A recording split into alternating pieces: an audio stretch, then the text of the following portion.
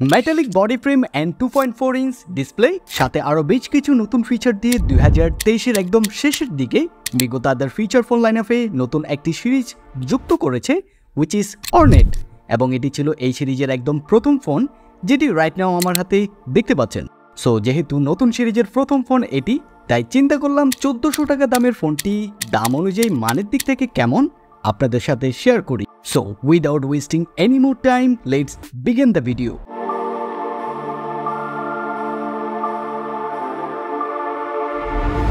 একদম শুরুতে আমরা ফোনটির ডিজাইন অ্যান্ড বিল্ড কোয়ালিটি নিয়ে যদি কথা বলি, ফোনটির বিল্ড কোয়ালিটি ছিল প্লাস্টিক, যদিও মিগো তাদের অফিসিয়াল ফেসবুক পেজে প্রমোট করেছে ফোনটির বডি ফ্রেম মেটাল, যার জন্য আমি আর দেরি না করে হালকা করে পরীক্ষা করে দেখলাম বডি ফ্রেম আসলে কি মেটাল। বাট পরীক্ষা নিরীক্ষা করে আমার কাছে মনে হয়নি ফোনটির বডি ফ্রেম মেটাল। সো এটা নিয়ে আমি কিছুটা কনফিউজড। যাই হোক, এমনিতে বিল্ড কোয়ালিটি শক্তপোক্ত ছিল, যেটা রাফ ইউজ করার জন্য যথেষ্ট ভালো মনে হলো। এছাড়া ফোনটি যথেষ্ট কম্প্যাক্ট সাইজ অ্যান্ড হ্যান্ডি। ফোনটির বডি ফিনিশিং ছিল ম্যাট, যেখানে তার উপর একটা টেক্সচার রয়েছে যেটি থেকে ফোনটিকে দেখতে সুন্দর লাগে। অ্যান্ড এই বডিতে হাতের চাপ, ধুলাবালি এসব কিছু দেখা যায় না।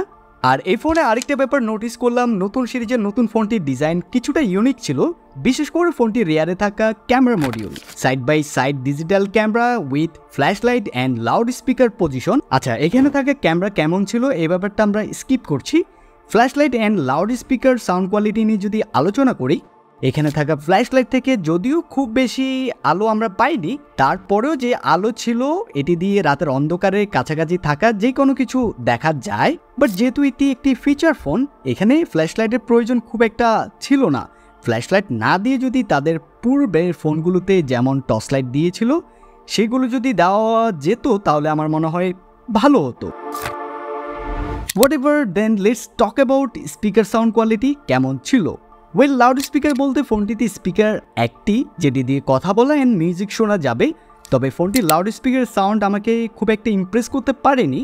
সাউন্ড টেস্ট করার জন্য ringtone and FM radio try করেছি, অভিজ্ঞতা খুব খারাপও না আবার খুব ভালোও না, বিকজ সাউন্ড ডেলিভার ঠিকঠাক মতো করলেও স্পিকার বেসমেন্ট খুব বেশি না থাকায় ফুল ভলিউমে কোনো কিছু শুনতে গেলে সাউন্ড কিছুটা ডিস্টর্ট হয়ে যায়, লাইক আনএক্সপেক্টেডলি সাউন্ড কিছুটা ফেটে যায়। এছাড়া ফোনটি দিয়ে কথা বলার সময় ব্যাপারটা উল্টো ছিল, কথা বলার সময় ভয়েস কল সাউন্ড কোয়ালিটি ছিল এক্সিলেন্ট, সাউন্ড বেসমেন্ট লাউডনেস মোটামুটি ভালো ছিল, যেটা আমার কাছে ভালো লেগেছে। দেন এবার আসি ফোনটির ফ্রন্টে। ফোনটিতে দেওয়া হয়েছে 2.4 ইঞ্চের QVGA ডিসপ্লে, যার রেজুলেশন ছিল 240x320 পিক্সেল। অ্যান্ড এই ডিসপ্লেতে কালার, ব্রাইটনেস, শার্পনেস, প্রাইস বিবেচনায় মোটামুটি ভালো ছিল। তবে এই ডিসপ্লেটি ইনডোরের জন্য ঠিক থাকলেও আউটডোর ভিজিবিলিটি মানে ডিরেক্ট রোদের আলো এই ডিসপ্লেতে খুব ভালোভাবে কিছু দেখা যায় না। তবে শ্যাডো এরিয়াতে ব্যবহার করতে গিয়ে এই ডিসপ্লেতে কোনো কিছু দেখতে খুব একটা অসুবিধায় পড়তে হয়নি। এছাড়া ফোনটির কিপ্যাড প্যানেল থাকা বাটনগুলো ছিল প্লাস্টিকের, তবে এগুলো প্লাস্টিকের হলেও কোনো কিছু টাইপিং অথবা ডায়াল করতে গিয়ে বাটনগুলোকে খুব বেশি চাপ দেওয়া লাগে না, সফটলি প্রেস করলে বাটনগুলোতে চাপ পড়ে। অ্যান্ড বাটনগুলো সেপারেট থাকে, টাইপিং মিস্টেকও ছিল খুব কম, যেটা একদিকে ইউজারদের জন্য ভালো হয়েছে। এবং ডায়াল করার সময় নাম্বারগুলো ছিল মোটামুটি লার্জ, যেটা খুব স্পষ্টভাবে ডিসপ্লেতে দেখা যায়। তবে এখানে চাইলে আপনি আপনার ইচ্ছা মতো ফন্ট সাইজ ছোট বড় করে নিতে পারবেন না, ডিফল্টে যেভাবে দেওয়া আছে সেভাবে আপনাকে ব্যবহার করতে হবে। তবে আমার মতে ফন্ট সাইজ ছোট বড় করার অপশানটি রাখা উচিত, এতে করে আমরা আমাদের প্রয়োজন মতো ফন্ট সাইজ ছোট বড় করে ব্যবহার করতে পারবো। সো এই ব্যাপারটা আমরা প্রায় ফোনে দেখি না, ব্যাপারটা যদি ইমপ্রুভ করা যায় তাহলে আমার মনে হয় ভালো হয়। সো এবার ফোনটিতে থাকা রেগুলার পোর্শন বাটন কোথায় কোথায় প্লেসমেন্ট করা হয়েছে যদি দেখি, ফোনটির নিচের দিকে প্লেসমেন্ট করা হয়েছে micro USB charging port, microphone and headphone Jack. And left side, right side, top পজিশনে কিছু থাকছে না। সো এবার চলুন দেখে আসি ফোনটির ভিতরের কন্ডিশন। ফোনটির ব্যাক পার্টটি রিমুভ করলে দেখতে পাবো 1400 মিলিঅ্যাম্পিয়ারের ব্যাটারি, যেটিকে বক্সে থাকা চার্জার দিয়ে ফুল চার্জ করতে সময় লাগবে প্রায় 3 ঘন্টার কাছাকাছি সময়। অ্যান্ড এই ব্যাটারিকে একবার ফুল চার্জ দিয়ে একটানা কথা বলা যাবে 12 থেকে 13 ঘন্টার মতো, উইচ ইজ নট ব্যাড, ঠিকঠাকই আছে।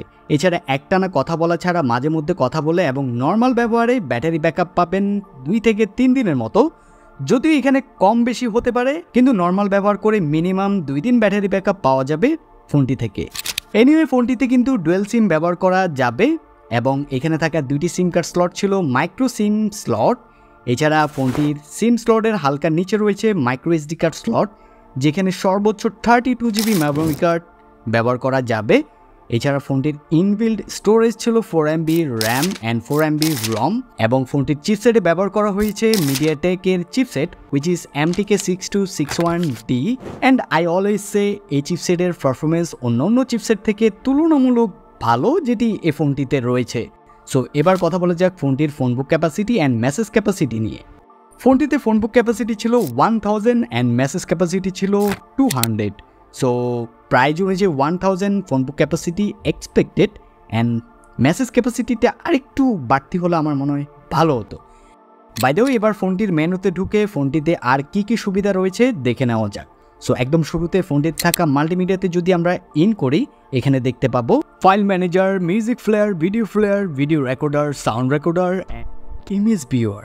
দেন আমরা এখান থেকে বের হয়ে যাব। বের হয়ে যদি একটু নিচে আসি, এখানে দেখতে পাবো FM রেডিও। ওয়েল, ফোনটিতে কিন্তু ওয়্যারলেস FM সাপোর্টেড রয়েছে।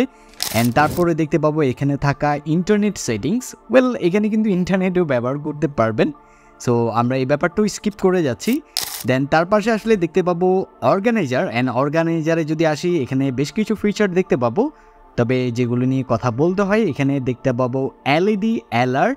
সো LED অ্যালার্ট এটা কি সেটা নিয়ে যদি আলোচনা করি, লাইক আপনার ফোনে যদি কল আসে, তখন যদি আপনি এই ফিচারটা অ্যাক্টিভ করে রাখেন, তাহলে যে ফ্ল্যাশ লাইটটি রয়েছে সেটি অন অফ হবে। এটি হচ্ছে LED অ্যালার্ট ফিচার। সো আমরা এখান থেকে বের হয়ে যাব। বের হয়ে গেলে এখানে দেখতে পাবো আরও নিচে অ্যালার্ম, অ্যান্ড ফোনটিতে কিন্তু 5টি অ্যালার্ম সেট করতে পারবেন। অ্যান্ড আরও নিচে যেসব ফিচারগুলো দেখতে পাবো, ক্যালকুলেটর, ক্যালেন্ডার, একদম নিচে দেখতে পাবো এখানে থাকা পাওয়ার সেভিং মোড। চাইলে ফোনটিতে আমরা পাওয়ার সেভিং মোড ফিচারটিও ব্যবহার করতে পারবেন, হুইচ ইজ সো ইফেক্টিভ একটি ফিচার। সো আমরা অর্গানাইজার থেকে বের হয়ে যাব। অর্গানাইজার থেকে বের হয়ে চলে যাব ফোনটিতে থাকা সেটিংসে, অ্যান্ড সেটিংসে আসলেই একদম শুরুতে দেখতে পাবো প্রোফাইল। সো প্রোফাইলে আসলে আমরা এখানে দেখতে পাবো ফোনটিতে থাকা ভাইব্রেশন। সো ভাইব্রেশন কিন্তু রয়েছে ফোনটিতে, অ্যান্ড ফোনটির ডিফল্টে কিন্তু 3টি রিংটোন রয়েছে। এছাড়াও বেশি রিংটোন ব্যবহার করতে পারবেন যদি আপনার ফোনটিতে মেমোরি কার্ড ব্যবহার করেন। অ্যান্ড প্রোফাইল থেকেও আমরা বের হয়ে যাব। বের হয়ে যাওয়ার পরে দেখতে পাবো এখানে থাকা আরও বেশ কিছু feature, like dual SIM settings and phone settings, security settings and connectivity, call settings, and একদম শেষে দেখতে পাবো রিস্টার্ট ফ্যাক্টরি অ্যান্ড সেটিংস। তো আমরা এখানে থাকা সব ফিচার নিয়ে আলোচনা করব না আজকে, বাট কল সেটিংসে কী কী ফিচার রয়েছে সেগুলো যদি আমরা দেখি, ফোনটির কল সেটিংসে আসলে আমরা এখানে দেখতে পাবো black list, white list, and auto redialer, and তারপরে দেখতে পাবো অটো কল রেকর্ডার। সো এই ফিচারগুলো আপনারা কল সেটিংসে আসলেই পেয়ে যাবেন। ওয়েল, আমরা ফোন সেটিংস থেকে বের হয়ে যাব, অ্যান্ড ফোন সেটিংস থেকে বের হয়ে গেলে এখানে আরও বেশ কিছু ফিচার দেখতে পাবেন। তবে ফোনটিতে থাকা ব্লুটুথ ফিচারটি নিয়ে আমরা আলোচনা করিনি। ব্লুটুথ ফিচারটিও কিন্তু একদম ফ্রন্টেই পেয়ে যাবেন। সো এই তো ছিল মিগো অর্নেট নিয়ে আমাদের আজকের মতো আলোচনা। চেষ্টা করেছি ফোনটি নিয়ে মোটামুটি ধারণা দেওয়ার জন্য, যদিও আমাদের ভিডিওগুলো ইদানিং কন্টিনিউ করা হচ্ছে না। সো এটার জন্য আমি কিছুটা দুঃখ প্রকাশ করছি। সো এখন থেকে চেষ্টা করব নিয়মিত ভিডিও আপ করার জন্য, এবং নেক্সট ভিডিও কোন ফোনটির উপরে চাচ্ছেন অবশ্যই ভিডিওতে কমেন্ট করে জানাবেন। আজকে এখানে শেষ করছি আমি তানবীর, দেখা হবে পরবর্তী ভিডিওতে। সে পর্যন্ত সবাই ভালো থাকবেন, সুস্থ থাকবেন, টেক কেয়ার, বাই বাই।